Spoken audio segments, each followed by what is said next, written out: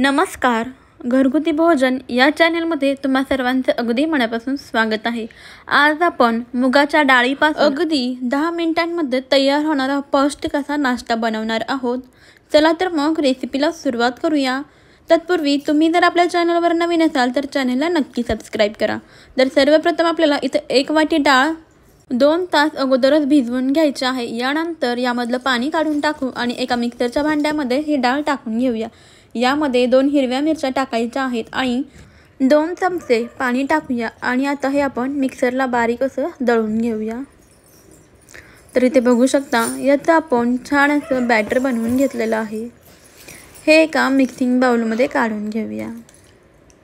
आता यामध्ये 1 चमचा बेसन पीठ घालूया. तसेच याच चमच्याने 1 चमचा रवा वापरायचा आहे. रवा टाकल्यानंतर चवीनुसार मीठ टाकून घेऊ आणि हे सर्व एकजीव असं मिक्स करून घेऊया. सर्व जिन्नस एकजीव असे मिक्स करून घ्यायचे आहेत. बेसन आणि रवा यामध्ये व्यवस्थित असं मिक्स करून घेऊया. बेसनमधील संपूर्ण ज्या काही गुठळ्या असतील त्या फोडून घ्यायच्या आहेत. इथे अजिबातच वरून एक्स्ट्रा पाण्याचा वापर नाही करायचा. अगोदरच आपण जे बॅटर बनवलं होतं त्यामध्येच हे व्यवस्थित असे मिक्स करून घेऊ आणि याचं स्मूथ बॅटर बनवून घेऊया. तर बघा सर्व आपण एकजीव असे मिक्स करून घेतलेलं आहे आणि इथे या कन्सिस्टन्सीचं आपलं बॅटर बनवून तयार झालेलं आहे. बघा याची कन्सिस्टन्सी तुम्ही चेक करू शकता. आता आपण हे पीठ असंच 10 मिनिटांकरता ठेवून देऊया. तोपर्यंत आपण इकडे चटणी बनवून घेऊया. चटणी बनवण्यासाठी मी इथे अर्धी वाटी भाजलेले शेंगदाणे घेतलेले आहेत. 2 हिरव्या मिरच्या 2 लसणाच्या पाकळ्या घालायच्या आहेत आणि चवीनुसार यामध्ये मीठ टाकून घ्यायचं आहे. आता यामध्ये थोडंसं पाणी घालून हे मिक्सरला आपण वाटून घेऊया. तर बघा जाडसर असं मी या कन्सिस्टन्सीचं वाटून घेतलेलं आहे. तुम्हाला जर पातळसर चटणी हवी असेल तर पाण्याचं प्रमाण तुम्ही इथे थोडंसं वाढवू शकता. तर बघा आपली चटणी रेडी झालेली आहे. आता आपण याला तडका देऊयात. तडका देण्यासाठी इथे मी कढाईमध्ये 1 चमचाभर तेल टाकते.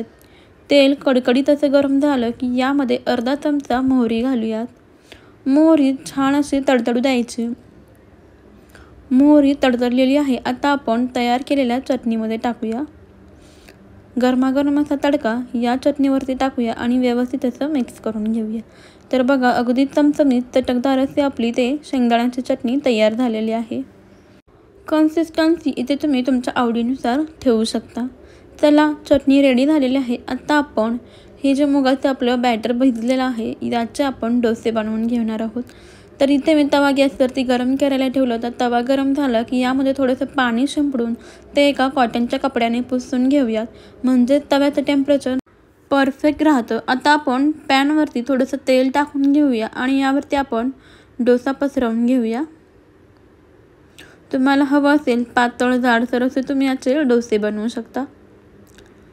तर पहा आपण गोलाकार असा याचा डोसा बनवून घेतलेला आहे.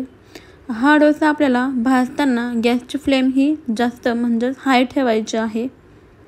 आता वरची बाजू इथे कोरडी झालेली आहे. वरची बाजू कोरडी झाली की लगेचच वरच्या बाजूने तेल लावून घ्यायचं आहे.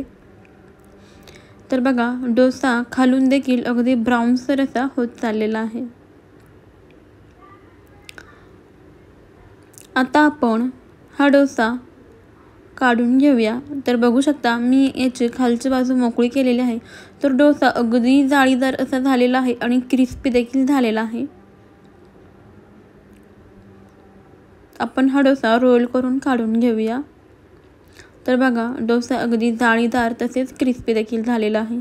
अशाच प्रकारे आपण दुसरा अजून एक डोसा देखील बनवून घेऊया. थोडंसं तेल टाकून यावरती डोसा पसरवून घेऊया. तुम्हाला हवं असेल तुम्ही जाडसर पातळसर असे डोसे बनवू शकता. डोसे गरमागरम असताना खायचे म्हणजे कुरकुरीत लागतात. जर तुम्हाला सॉफ्ट नरम असे डोसे आवडत असतील तर थंड झाल्यावरती खावा. नक्कीच ते सॉफ्ट होतात. तर पहा वरची बाजू कोरडी झाली की लगेचच तेल लावून घेऊया. खालून देखील डोसा अगदी ब्राऊनसर असा झालेला आहे. चला तर याच्या कडा देखील लगेचच मोकळ्या होतात. तर बघा अगदी जाळीदार असा आपला हा डोसा तयार झालेला आहे. बघा इथे आपल्याला मुगाच्या डाळीचे डोसे तयार झालेले आहेत. मस्त अगदी मऊ लुसलुशीत आहेत. आणि जाळीदार देखील झालेले आहेत. जर तुम्हाला कुरकुरीत खायचे असल्यास गरमागरम खावा आणि थंड झाल्यानंतर ते अशा प्रकारे मऊसूद असे होतात. त्याचसोबत आहे आपली शेंगदाण्याची चटणी.